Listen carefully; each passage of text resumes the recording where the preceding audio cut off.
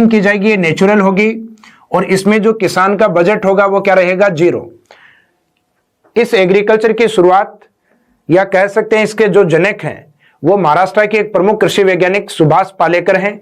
तो इसके जनक के रूप में देखा जाता है सुभाष पालेकर को, जिन्होंने इस प्रकार की एग्रीकल्चर की शुरुआत है मुख्यतः आंध्र प्रदेश की ओर की। यानी जो 0 बजट वाली जो नेचुरल फार्मिंग है इसको एक वृहद स्तर पे लागू करने वाला जो स्टेट था वो आंध्र प्रदेश था, जिसमें किसान के द्वारा अपना स्वयं का बीज तैयार किया जाएगा और उस बीज को बोने के बाद उसमें जो खाद या फर्टिलाइजर यूज किया जाएगा वो गाय के गोबर और उसके मूत्र उसके द्वारा तैयार होगा। तो इसमें किसान का किसी भी प्रकार का जो बजट है वो उसको मार्केट में बीज के लिए या उर्वरक के लिए उसको खर्च नहीं करना पड़ेगा। इस कारण सामान्यतः इस एग्रीकल्चर को अपन किस नाम से जानते हैं, 0 बजट नेचुरल फार्मिंग। तो इसका जो उद्देश्य है किसान के द्वारा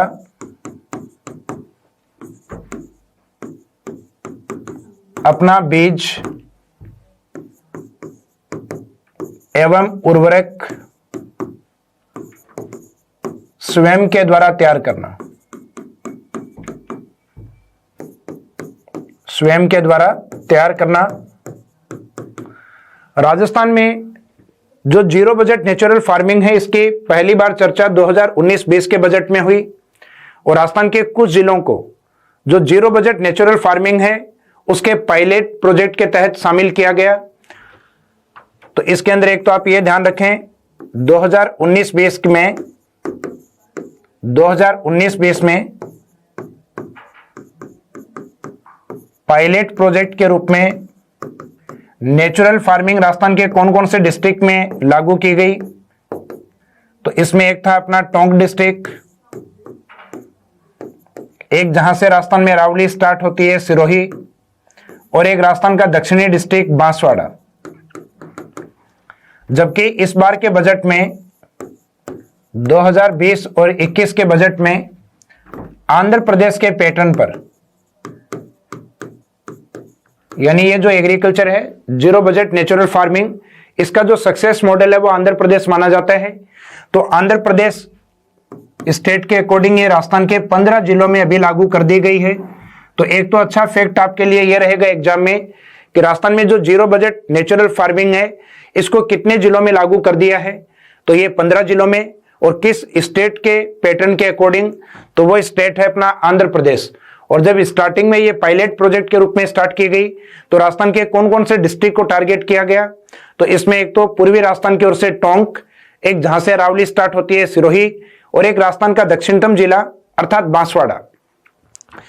इसके बाद में नेक्स्ट पॉइंट, राजस्थान कृषि प्रसंस्करण अर्थात एग्रीकल्चर प्रोसेसिंग और कृषि व्यवसाय यानी एग्रीकल्चर बिजनेस, उसके अलावा एग्रीकल्चर निर्यात यानी एग्रीकल्चर एक्सपोर्ट, प्रमोशन पॉलिसी यानी एग्रीकल्चर के कई सेक्टर हैं जिनको टारगेट किया गया है।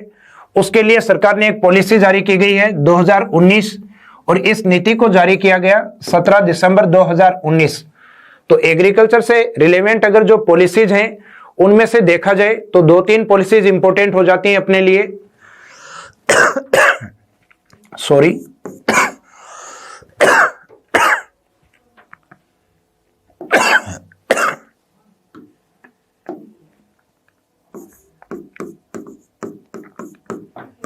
जिसमें एक स्टेट में है कृषि नीति जो कि 26 जून 2013 की है।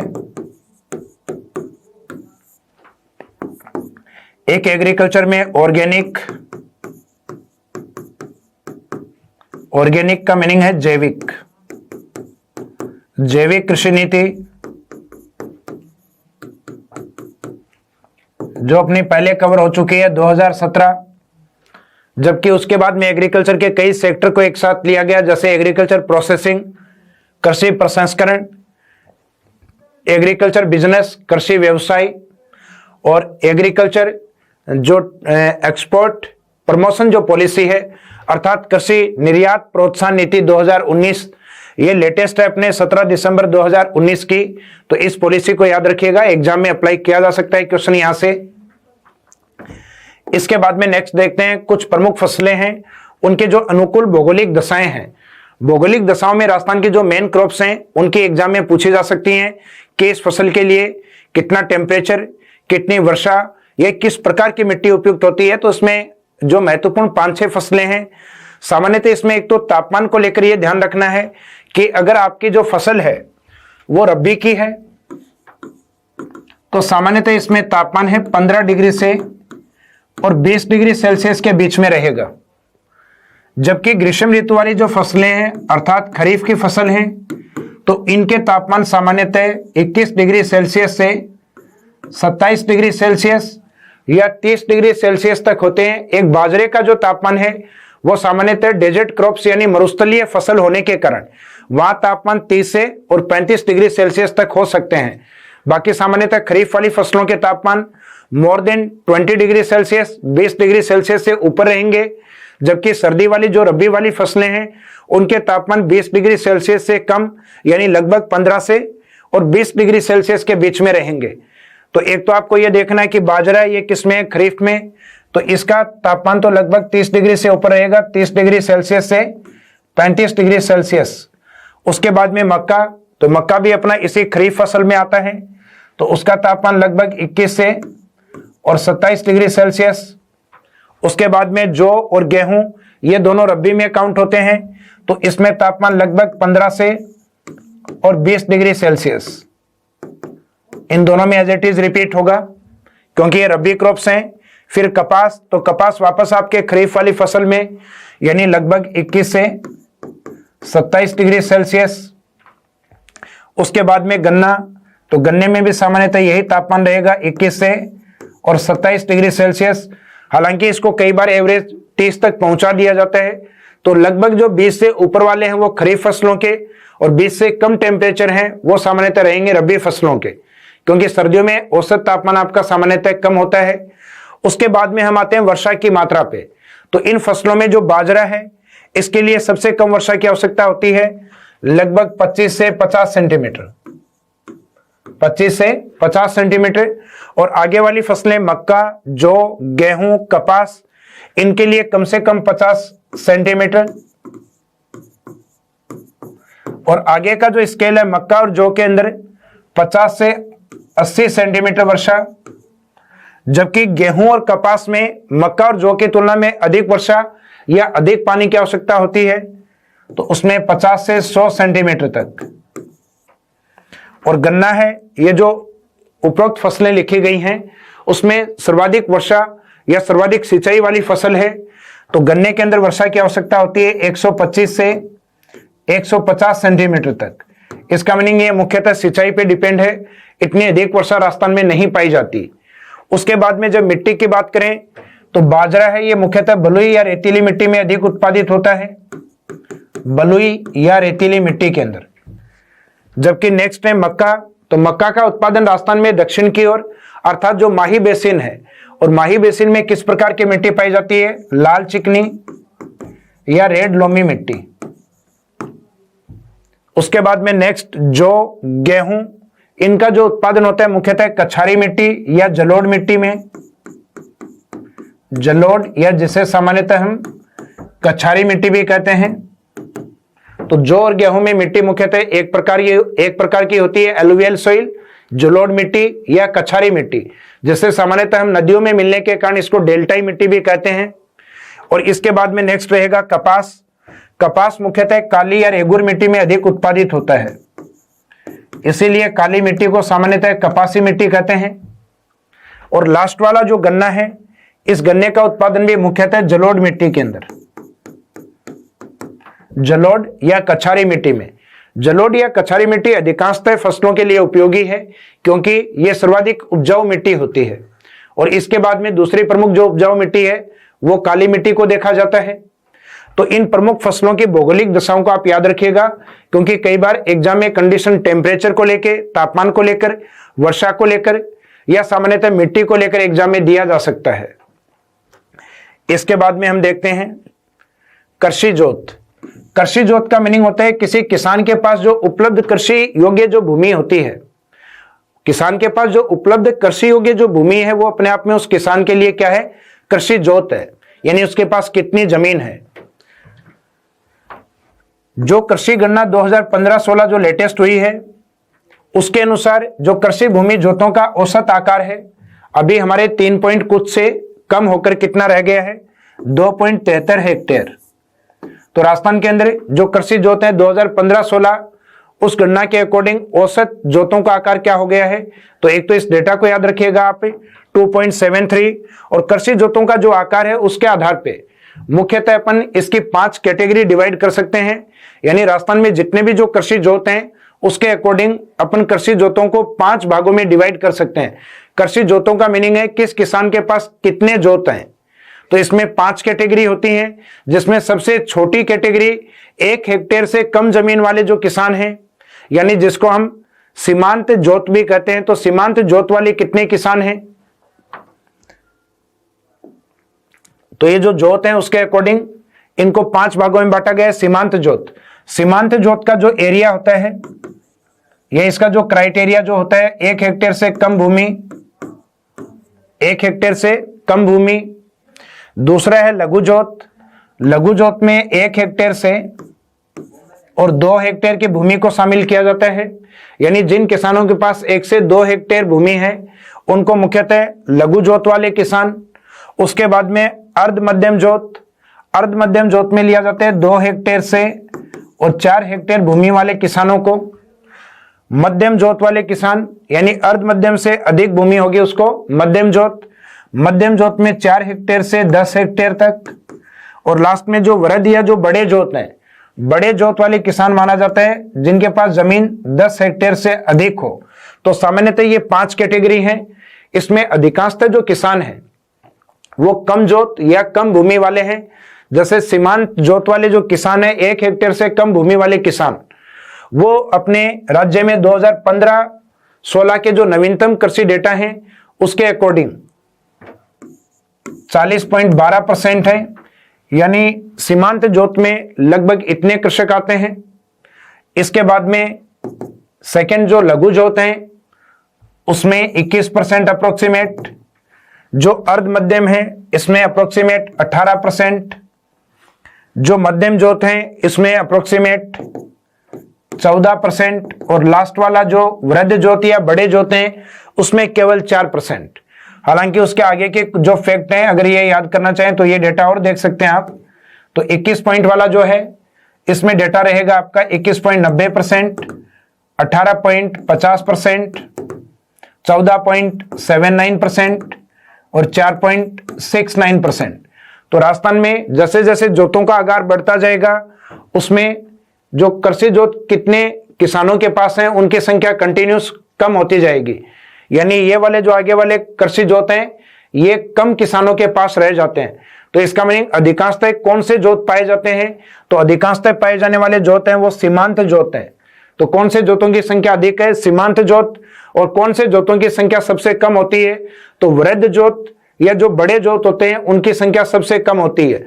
तो कृषि जोतों का एक सामान्य मीनिंग आपको पता होना चाहिए, किसान के पास जो उपलब्ध कृषि योग्य जो भूमि है, किसी भी किसान के पास, जैसे आपके पास एग्रीकल्चर करने के लिए आपकी जो जमीन है वो आपकी कृषि जोत है। तो देश के अंदर या सामान्यतः अपना जो राज्य है, ये जो डेटा है ये राज्य को लेकर है। तो राज्य के अंदर जो औसत कृषि जोत है जो मैंने आपको स्टार्टिंग में बताई 2.73 हेक्टेयर। अच्छा क्वेश्चन एग्जाम में अप्लाई किया जा सकता है। इसके बाद में हम देखते हैं नेक्स्ट कृषि उत्पादन। तो कृषि उत्पादन को लेकर 2021 के जो अनुमानित डेटा हैं उसके अंदर सामान्यतः जो कुल अनाज का उत्पादन है वो अनुमानित किया गया है 222.45 लाख टन। यह अनाज उत्पादन का अनुमान है, जबकि कुल दलहन उत्पादन का जो अनुमान है लगभग 48.88 लाख टन।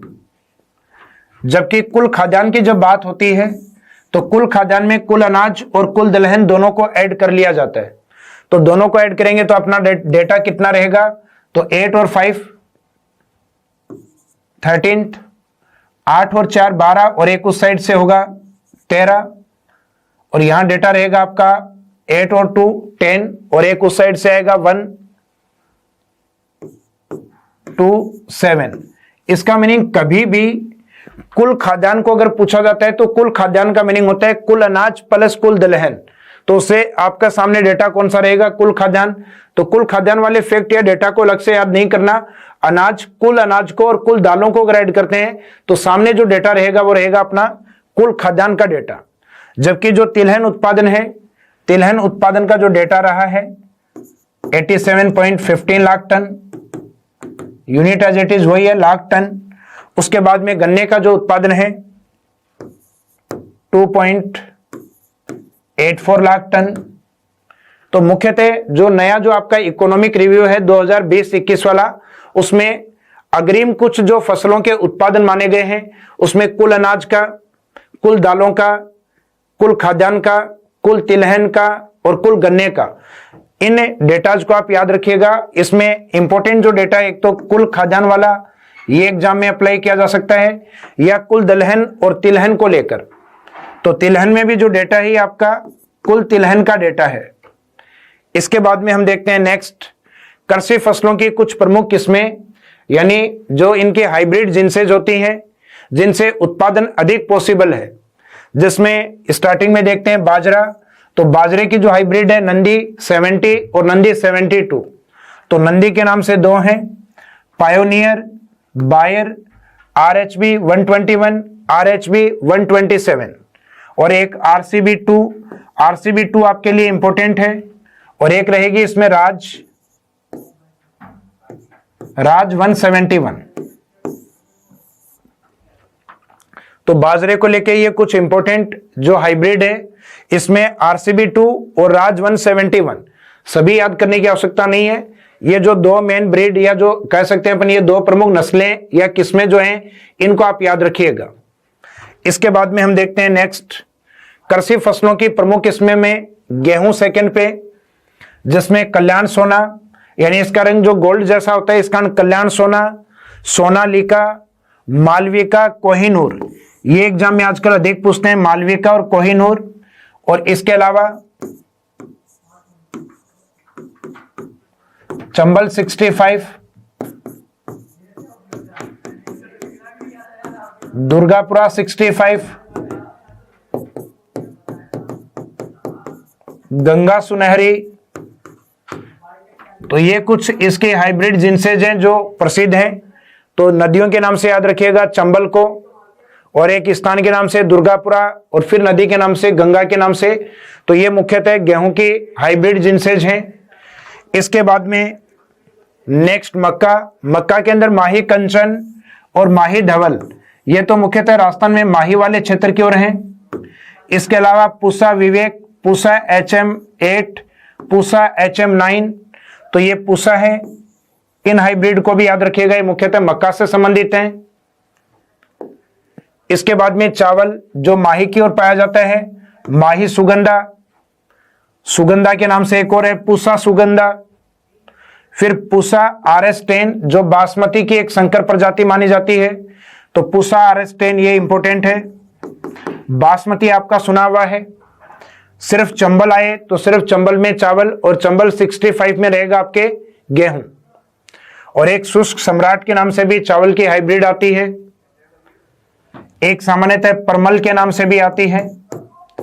हालांकि जो प्रसिद्ध जो नस्ल है, एक तो बासमती, और एक बासमती की जो और भी हाइब्रिड, यानी इसकी भी एक संकर प्रजाति बना दी है पूसा RH10 के नाम से।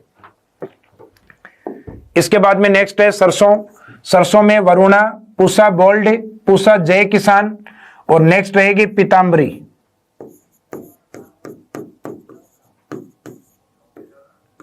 पीताम्बरी, तो पूसा बोल्ड, पूसा जय किसान और वरुणा, इसमें जो प्रमुख हाइब्रिड है वो रहेगी वरुणा। उसके बाद में नेक्स्ट आम। तो आम में तोतापरी, केसरी, अल्फासो, दशहरी 51, लंगड़ा। तो ये प्रमुख आम की जो हाइब्रिड जो जिनसेज हैं। या इसके अलावा आम्रपाली। आम्रपाली ये सामान्यतः कम हाइट वाले जो पादप होते हैं आम के, उनके ऊपर भी मुख्यतः आम का उत्पादन होता है। इसके अलावा नेक्स्ट तंबाकू। तो तंबाकू में क्या पाया जाता है? निकोटीन। तो उसके नाम से इसकी हाइब्रिड है निकोटीना, निकोटीना। तो निकोटिना टुबेकम, निकोटिना रस्टिका, और मुख्यतः जहां की तंबाकू प्रसिद्ध है वर्जीनिया की, तो वर्जीनिया गोल्डन। उसके बाद में हरिसन स्पेशल, तो वर्जीनिया हरिसन, और मुख्यतः निकोटिना के नाम से याद रखिएगा अपने भारत की ओर, मुख्यतः निकोटिना टुबेकम और निकोटिना रस्टिका।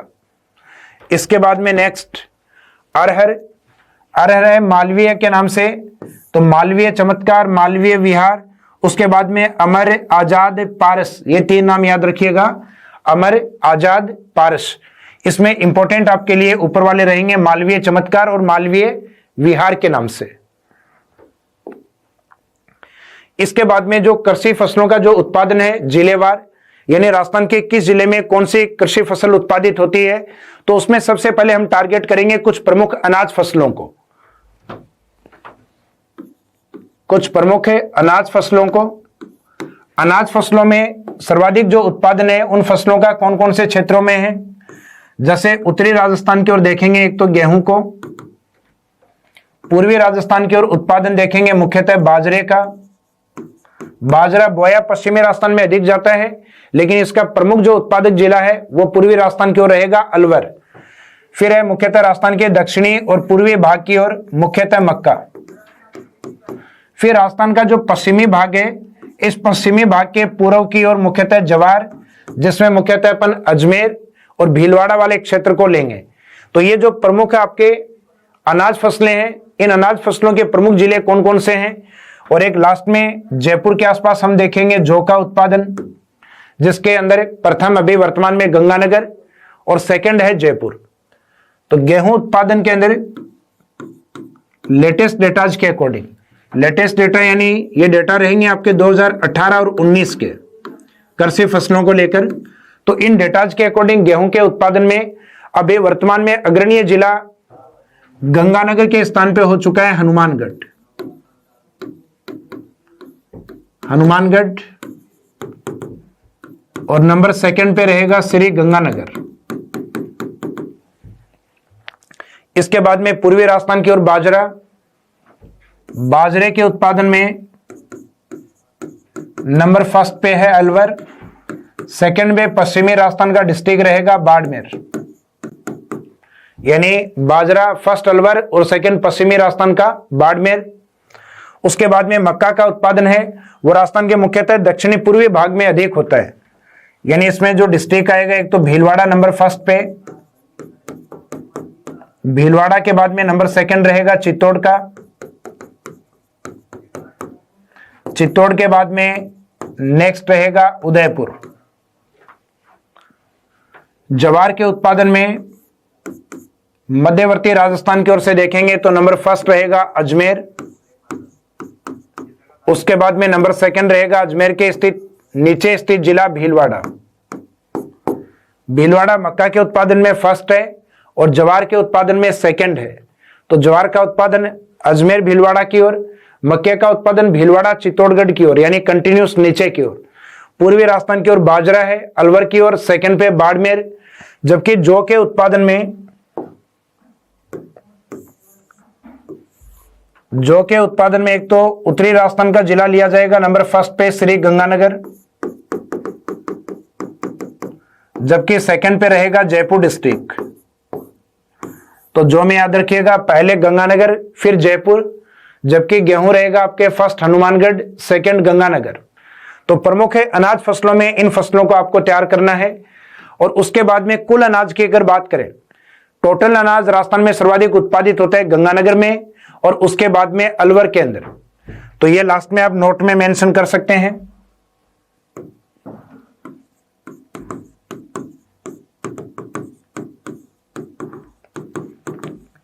राजस्थान में कुल अनाज,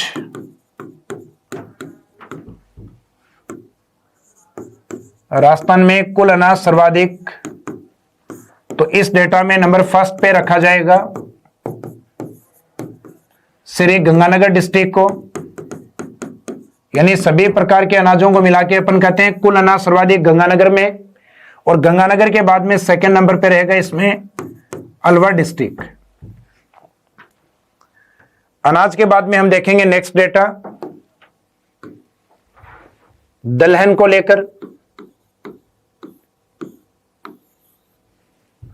दलहन के अंदर उत्तरी राजस्थान की ओर देखेंगे एक तो मोट को, उसके जस्ट नीचे मूंग को,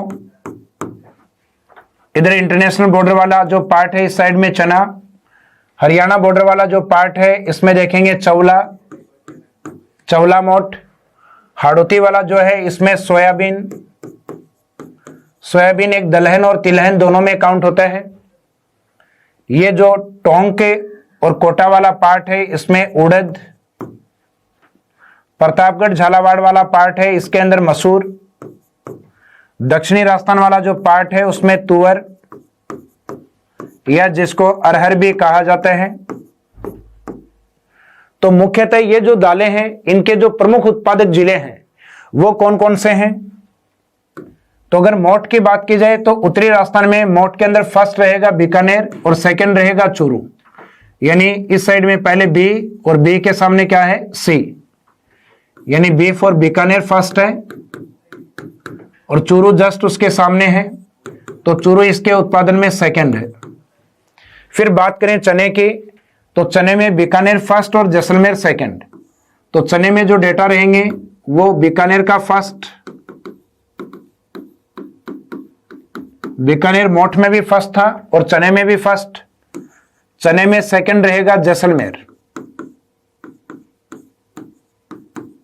जैसलमेर डिस्ट्रिक्ट। जबकि बात आती है जब मूंग की, तो मूंग के उत्पादन में नंबर फर्स्ट राजस्थान का मध्यवर्ती जिला अर्थात नागौर, और पश्चिमी राजस्थान का जो संभाग मुख्यालय है अर्थात जोधपुर, जोधपुर नंबर सेकंड पे। तो नागौर जोधपुर रहेंगे मूंग में, मोट में रहेंगे बीकानेर चूरू, चने में रहेंगे बीकानेर जैसलमेर, जबकि चौला में रहेंगे शेखावाटी, झुंझुनू और सीकर डिस्ट्रिक्ट। चौला में फर्स्ट झुंझुनू, सेकंड इसके टच वाला जो डिस्ट्रिक्ट है सीकर। उसके बाद में जो उड़द वाला पार्ट है, उड़द में फर्स्ट है टोंक, टोंक के बाद में सेकंड रहेगा कोटा।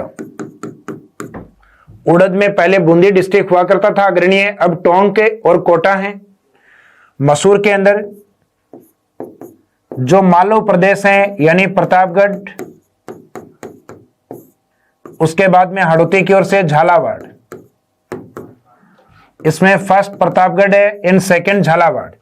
तो मसूर रहेगा प्रतापगढ़ और झालावाड़ की ओर, और सोयाबीन है बारा और झालावाड़ की ओर। सोयाबीन का प्रमुख उत्पादन बारा, और बारा के बाद में जस्ट नीचे की ओर उसके झालावाड़। तो बारा फर्स्ट है, झालावाड़ सेकंड है। उसके बाद में अरहर या तुअर, ये दक्षिणी राजस्थान की ओर सर्वाधिक। तो सबसे दक्षिणी राजस्थान का सबसे दक्षिणी जो जिला है बांसवाड़ा, और बांसवाड़ा किस डिवीजन हेडक्वार्टर का पार्ट है? उदयपुर। तो उदयपुर रहेगा इसमें सेकंड। तो तुअर या अरहर की दाल दक्षिणी राजस्थान में मुख्यतः मसूर है, वो मालव क्षेत्र यानी प्रतापगढ़ झालावाड़। सोयाबीन जो एमपी के टच वाला एरिया वहां सर्वाधिक होता है, और देश में सोयाबीन सर्वाधिक एमपी के अंदर। एमपी को जनरली हम सोया स्टेट यानी सोया उत्पादन वाला राज्य भी मानते हैं। तो उसके टच में बारा और झालावाड़ वाला पार्ट, जबकि उड़द है ये टोंक और कोटा वाले पार्ट में, चौला रहेगा शेखावाटी में झुंझुनू सीकर, मूंग रहेगा नागौर जोधपुर, चना और जो मोट है ये दोनों बीकानेर से स्टार्ट होंगे। चना जाएगा बीकानेर से जैसलमेर की ओर, और मोट रहेगा बीकानेर से चूरू की ओर। जब कुल दालों की बात की जाए तो कुल दलहन में यानी टोटल दालों को अगर काउंट किया जाए तो सर्वाधिक उत्पादन बैठता है नागौर का, और दूसरा डिस्ट्रिक्ट होता है जोधपुर। तो दलहन के अंदर अगर कुल दलहन को देखें तो कुल दलहन में नंबर फर्स्ट नागौर और सेकंड रहेगा जोधपुर। जैसे हमने कुल अनाज में देखा था, कुल अनाज में गंगानगर फर्स्ट था और अलवर सेकंड था। दलहन के बाद में नेक्स्ट फसलें देखेंगे अपन तिलहन वाली।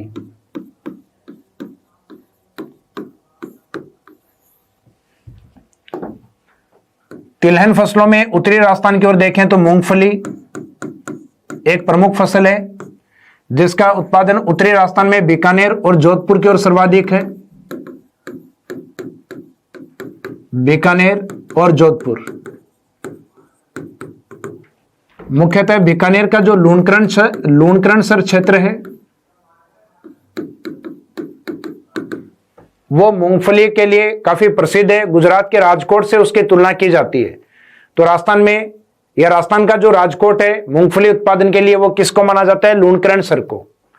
इसके बाद में मूंगफली से अगर नीचे की ओर आते हैं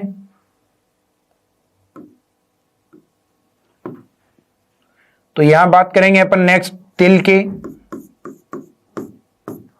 तिल का जो उत्पादन है वो राजस्थान में सर्वाधिक पाली, और उसके बाद में नंबर सेकंड सवाई माधोपुर। उसके जस्ट दक्षिण की ओर अरंडी के प्रोडक्शन में न्यूनतम साक्षर जिला यानी जालोर, और उसी के निकट वाला एक डिस्ट्रिक्ट है सिरोही।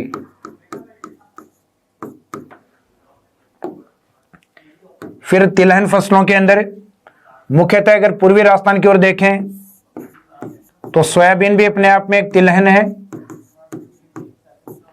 सोयाबीन का जो उत्पादन अभी आपको बताया था, एक तो 12 में नंबर फर्स्ट पे, और उसके जस्ट नीचे झालावाड़। जबकि अलसी फसल में राजस्थान का नवीनतम जिला अर्थात प्रतापगढ़, और एक राजस्थान का मध्यवर्ती जिला अर्थात नागौर डिस्ट्रिक्ट, ये अग्रणीय डिस्ट्रिक्ट हैं।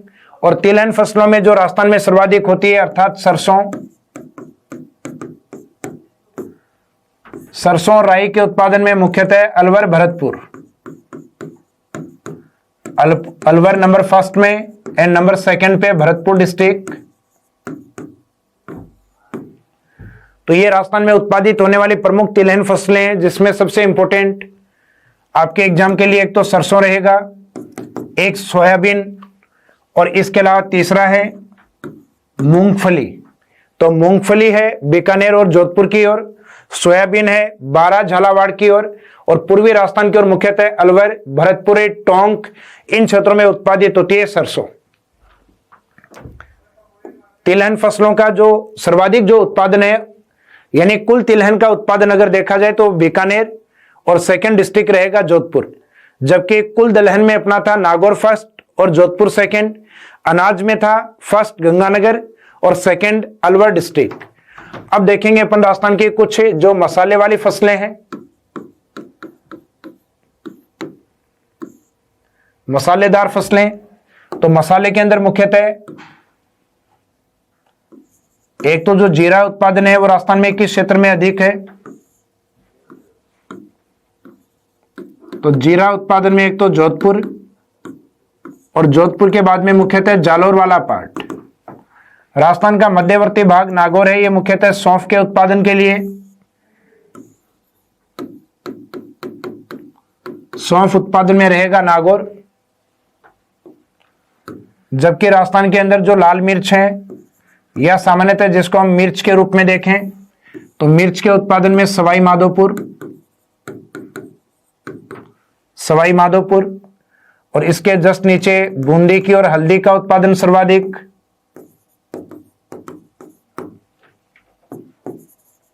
फिर धनिये का जो उत्पादन है वो सर्वाधिक झालावाड़।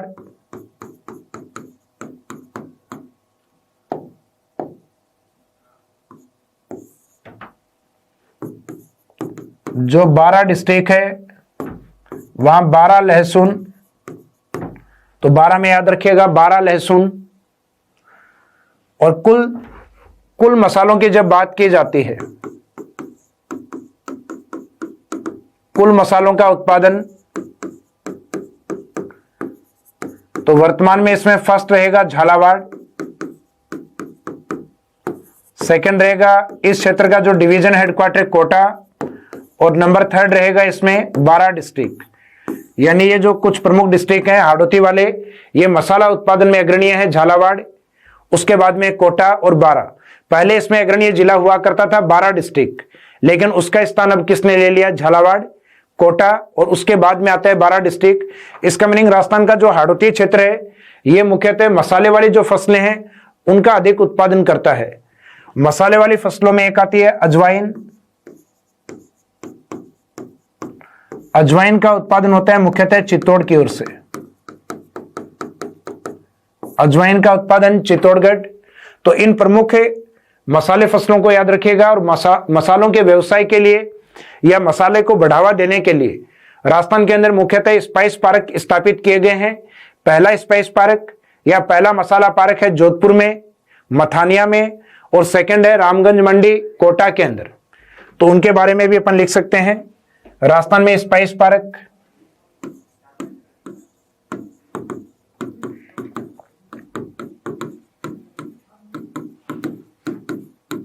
राजस्थान में स्पाइस पार्क यानी मसाला पार्क। तो मसाला पार्क के रूप में एक लिया जाता है अपने पश्चिमी राजस्थान के अंदर जोधपुर वाले पार्ट को। सेकंड लिया जाता है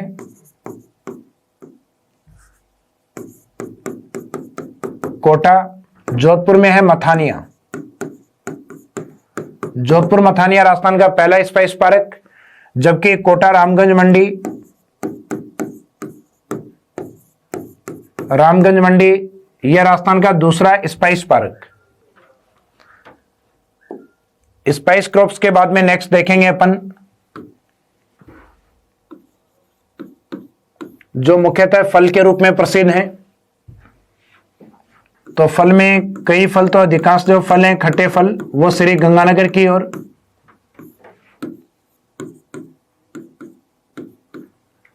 जिसमें मुख्यतः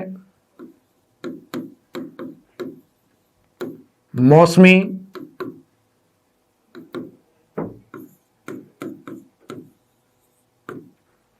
किन्नू या माल्टा,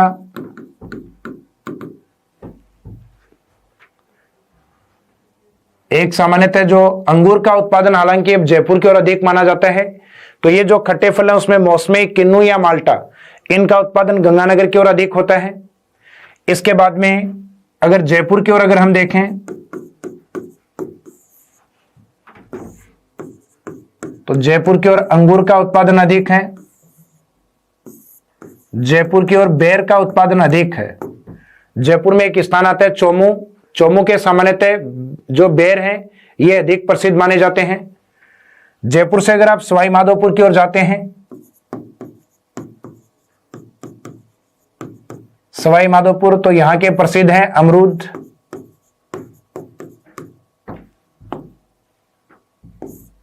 सवाई माधोपुर अमरूद। इससे जस्ट नीचे की ओर जाते हैं झालावाड़।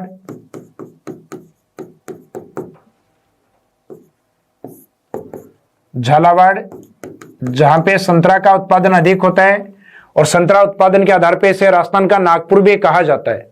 तो झालावाड़ है, इसे राजस्थान का नागपुर कहा जाता है।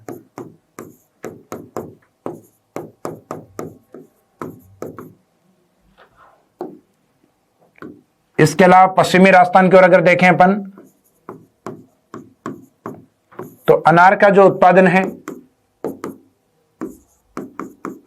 मुख्यतः जालोर और बाड़मेर वाले क्षेत्र में।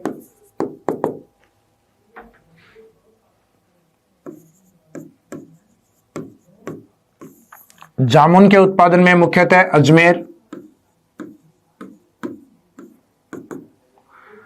तो ये प्रमुख है जो फल वाली फसलें हैं। तो फल वाली फसलों के रूप में जनरली इन फसलों को पूछा जा सकता है एग्जाम में। सामान्यतः एक तो संतरा है, इसको अधिक टारगेट किया जाता है। इसके अलावा मौसमी या किन्नू को एग्जाम में पूछा जा सकता है। और पश्चिमी राजस्थान की ओर मुख्यतः जिस फसल का उत्पादन अधिक बढ़ा है उसमें अनार, जो कि जालोर और मुख्यतः बाड़मेर की ओर अधिक उत्पादित होता है। इसके अलावा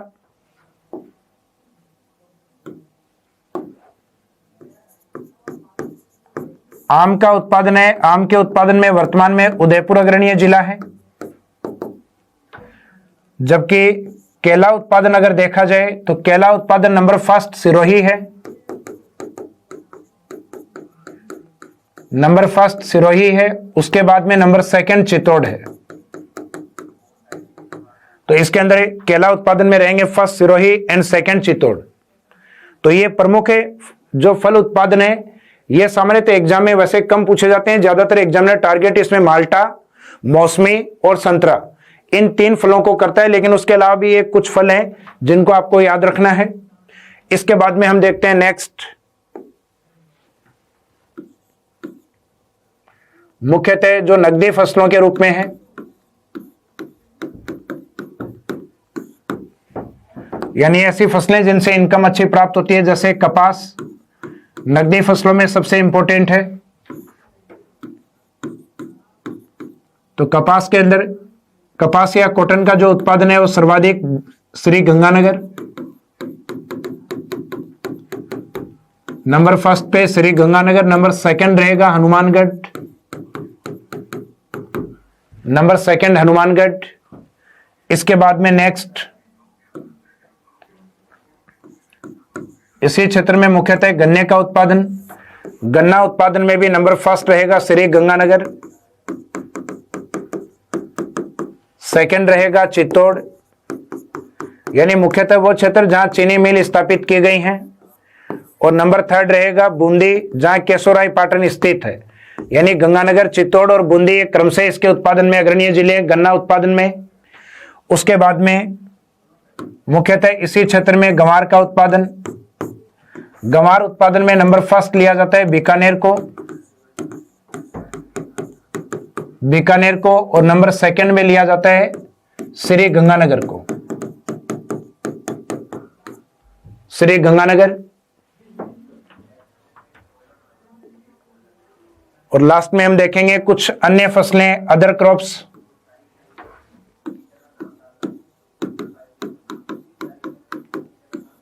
अन्य फसलें, अन्य फसलों में एक तो देखेंगे अपन अजमेर की ओर और राजसमंद की ओर गुलाब। तो गुलाब का राजस्थान में सर्वाधिक जो उत्पादन है, सर्वाधिक जो उत्पादन है वो होता है पुष्कर की ओर।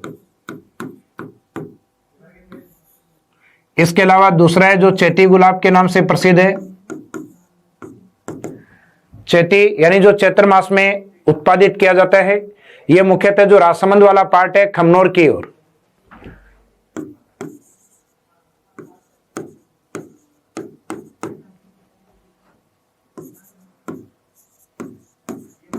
इसको दशमक गुलाब भी कहा जाता है। जो हल्दी घाटी खमनोर वाला क्षेत्र है उस क्षेत्र में यह बोया जाता है। उसके अलावा अन्य फसलों में इसके टच वाला, राजसमंद के टच वाला एक डिस्ट्रिक्ट आता है पाली डिस्ट्रिक्ट।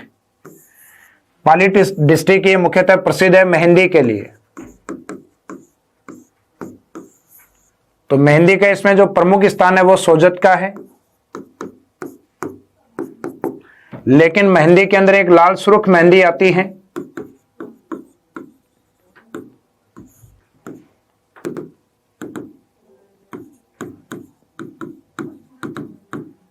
ये राजसमंद गिलुंड की प्रसिद्ध है, लाल सुर्ख मेहंदी राजसमंद गिलुंड के लिए, जबकि मेहंदी के लिए जो प्रसिद्ध स्थान है वो सोजत पाली। गुलाब उत्पादन में मुख्यतः पुष्कर, लेकिन चैती गुलाब या दशमक जो गुलाब है उसके लिए प्रसिद्ध है खमनोर, राजसमंद वाला पार्ट। राजस्थान के अंदर अफीम का जो उत्पादन है, जो मुख्यतः ड्रग्स या मेडिसिन बनाने के काम में ली जाती है, उसमें नंबर फर्स्ट है चित्तौड़गढ़ और सेकंड है झालावाड़।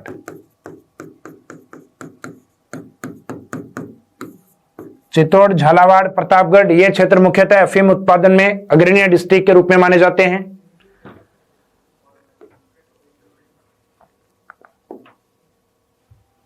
इसके अलावा राजस्थान में अन्य फसलों में इसबगोल,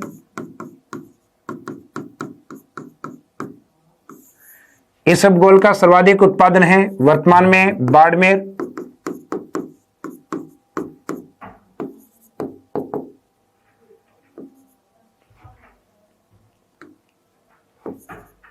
बाड़मेर, जोधपुर, जालोर ये इसके उत्पादन में अग्रणीय जिले हैं। पहले इसबगोल के उत्पादन में मुख्यतः जालोर डिस्ट्रिक्ट था, लेकिन अब उत्पादन में इसमें 2018-19 के डेटा के अकॉर्डिंग फर्स्ट बाड़मेर रहेगा, फिर राजस्थान के अंदर जो मुख्यतः प्याज उत्पादन है, प्याज उत्पादन में पहले जोधपुर है, वर्तमान में इसमें अग्रणीय जिला रहेगा सीकर। तो ये वैसे अपने सब्जियों में आ जाते हैं। सब्जियों वाले जो उत्पादन है वो सामान्यतः एग्जाम में कम पूछे जाते हैं, लेकिन प्याज है, प्याज का उत्पादन सामान्यतः इंपॉर्टेंट है, एग्जाम में पूछा गया एक दो बार। तो प्याज का याद रखिए, प्याज का उत्पादन राजस्थान में सीकर में। और मटर का जो उत्पादन है, मटर एक दाल में भी काउंट होती है, मटर का उत्पादन होता है सर्वाधिक जयपुर के अंदर, सर्वाधिक जयपुर। प्याज जो सीकर की ओर है उस साइड में एक तो शकरकंद, शकरकंद का उत्पादन भी सर्वाधिक सीकर की ओर। और एक सामान्यतः जो टिंडा उत्पादन है, टिंडा उत्पादन में भी मुख्यतः सीकर। तो ये कुछ कृषि फसलें हैं जिसमें कृषि फसलों में सामान्यतः सब्जियों के एग्जाम्पल हैं टिंडा, शकरकंद, प्याज, ये सीकर की ओर है। मटर सर्वाधिक ये जयपुर की ओर। और औषधीय फसल के रूप में आता है इसबगोल, जो मुख्यतः बाड़मेर की ओर। अब हम उन कृषि फसलों को देखेंगे जो देश में राजस्थान में सर्वाधिक उत्पादित होती हैं। तो राजस्थान में सर्वाधिक उत्पादित होने वाली फसलों में, यानी जिन फसलों में राजस्थान प्रथम है, तो राजस्थान जिन फसलों में प्रथम है उसमें तो एक तो अनाज है बाजरा, दालों में मुख्यतः मूंग, मोठ, उसके अलावा गंवार का उत्पादन, इसबगोल और धनिया, तिलहन फसलों में मुख्यतः सरसों और रेपसीड, सरसों एवं रेपसीड। सरसों का ही एक टाइप है रेपसीड जिससे अधिक तेल उत्पादित होता है। तो सरसों एवं रेपसीड है, इसका उत्पादन है, ये मुख्यतः राजस्थान में सर्वाधिक है। तो ये वो कृषि फसलें हैं जो देश में राजस्थान सर्वाधिक उत्पादित करता है। तो इन कृषि फसलों में एक तो अपना जो तिलहन का एग्जाम्पल है सरसों रेपसीड वाला, एक अनाज में है बाजरा, दालों में मूंग मोठ, और मुख्यतः औषधीय फसलों के रूप में गंवार है, इसबगोल है, और मसाले के रूप में मुख्यतः धनिया। तो ये फसलें हैं जिनके उत्पादन में राजस्थान देश में अग्रणीय या एक अव्वल राज्य है। तो इसी के साथ अपना जो एग्रीकल्चर वाला जो टॉपिक है ये अपना राजस्थान को लेकर कंप्लीट हुआ। अब जो लास्ट वाले जो नेक्स्ट आपका सेशन होगा या जो लास्ट क्लास होगी एग्रीकल्चर को लेके, वो आपका इंडियन ज्योग्राफी में जो बचा हुआ एग्रीकल्चर है, यानी कृषि के जो प्रकार हैं वो इंडिया में भी एज इट इज है। कृषि का जो वर्गीकरण है मौसम के आधार पे, खरीफ, रबी और जायद, वो भी आपका एज इट इज है। इसका मीनिंग अब सिर्फ एक तो अपने को कृषि अनुसंधान केंद्र देखने हैं, जो राष्ट्रीय स्तर वाले कृषि अनुसंधान केंद्र है उनको देखेंगे इंडिया में, और एक कृषि फसलों का जो उत्पादन है वो मुख्यतः राज्यवार देखेंगे, जैसे कि राजस्थान में कृषि फसलों का उत्पादन जिले के अकॉर्डिंग देखा है। तो इस क्लास को हम यही विराम देंगे।